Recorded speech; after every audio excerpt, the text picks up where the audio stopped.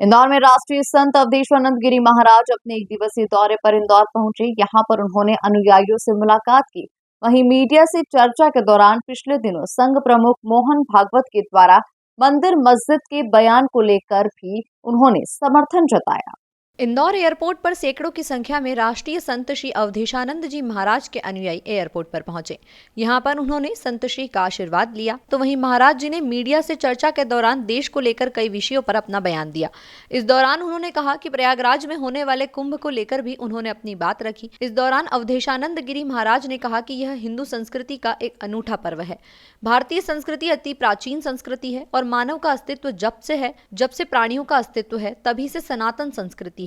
सनातन संस्कृति का उच्चतम परिणाम हमारी संस्कृति का गौरव वैभव कहीं देखना है तो एकमात्र स्थान है महाकुंभ का। वहीं 4 स्थानों पर इस तरह का आयोजन होता है। उज्जैन में उसे सिंहस्थ के नाम से कहते हैं, हरिद्वार में इसे कुंभ के नाम से पुकारा जाता है, तो वहीं प्रयागराज में इसे महाकुंभ के नाम से जानते हैं। उन्होंने 35 से 40 करोड़ तक के श्रद्धालुओं के आने की संभावना बताई है और सभी मिलकर आध्यात्मिकता की अलख जगाते हैं। यूनेस्को ने इसे संस्कृत अमूल्य धरोहर घोषित किया हुआ है। भारत की संस्कृति अत्यंत प्राचीन संस्कृति है।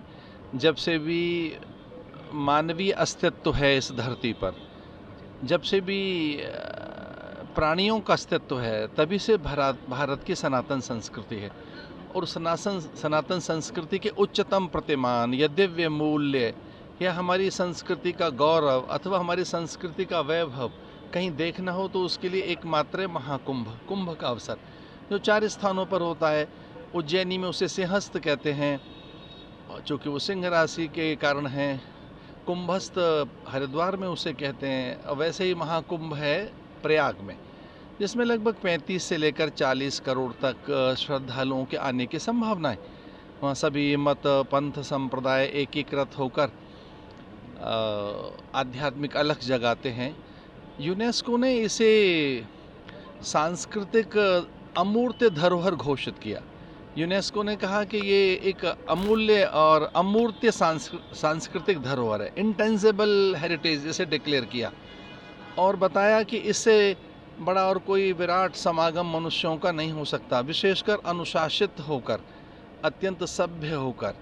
तो जहाँ करोड़ों मनुष्य एक साथ रहते हों बिना किसी को कठिनाई पहुंचाए हुए, अथवा वह अत्यंत सभ्य शिष्ट और शालीन होकर और बहुत एक दूसरे को आदर देते हुए, एक दूसरे का न केवल आदर करते हुए बल्कि एक दूसरे की सेवा में जुटते हुए गिरी कंदराओं से निकलकर महात्मा आते हैं। वे सारे सत्पुरुष जो कभी नहीं दिखाई देते। तो ऐसा हम कह सकते हैं कि हम भारतीयों का अनुशासन, हम भारतीयों की एकता, हम भारतीयों में जो सेवा की जो अद्भुत भावनाएं, दूसरों को आदर देने की जो भावनाएं, वो वहाँ देखी जा सकती है। और मैं आपके माध्यम से ये आह्वान करता हूँ, मालवा की धरती में आया हूँ, यहाँ अहिल्याबाई होलकर की धरती पर, उस नगर में आया हूँ जो प्राय स्वच्छता और पवित्रता के लिए जाना जाता है, जो भारत के लिए एक आदर्श भी है नगर। तो मैं यहाँ मालवा में आकर, इंदौर में आकर ये आह्वान कर रहा हूँ मध्य प्रदेश के लिए कि यहाँ से आएँ।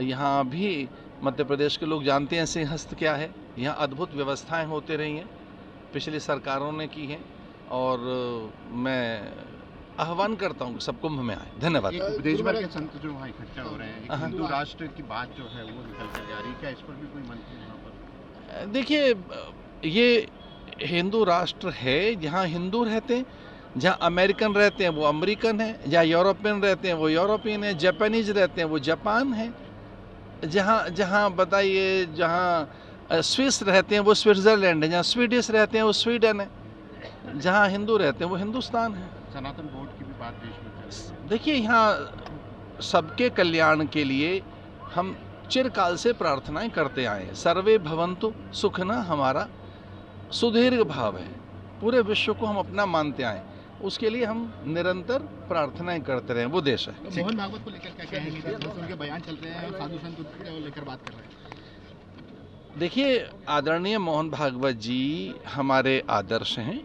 आदरणीय मोहन भागवत जी ने जो कहा है वो ये कहा है कि सबका आदर करते हुए, सबकी भावनाओं का सम्मान करते हुए इस देश में हमें एक अच्छे वातावरण की निर्मित करनी चाहिए। आदरणीय मोहन भागवत जी हिंदू समाज के रक्षक हैं, उसके सबल संपोषक हैं। हिंदू मान्यताओं की चिरकाल से वो संरक्षणा के लिए अपना सर्वस्व आहूत कर कर जीवन जी रहे हैं।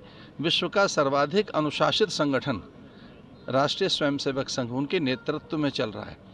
संसार भर की सब एजेंसियां ये कहती हैं इस विश्व में सर्वाधिक अनुशासित कोई संगठन है तो वह राष्ट्रीय स्वयंसेवक संघ है।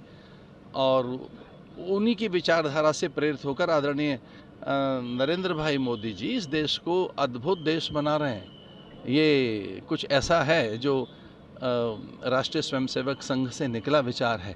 तो आदरणीय मोहन भागवत जी के विचारों का मैं आदर करता हूँ और उनके विचारों से मैं सहमत हूँ। लेकिन पुराने मंदिरों की खोज जो हो रही है वो होना चाहिए पुराने मंदिर। देखिए इस धरती में क्या अब कितने देशों में मंदिर निकल रहे हैं।